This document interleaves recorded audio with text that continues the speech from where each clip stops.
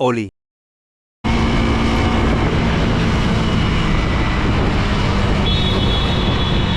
Dilato que doña calmese. Aquí espejé y vi que le aceleró mucho para echarme el carro encima. Me salgo rápido. Me caigo.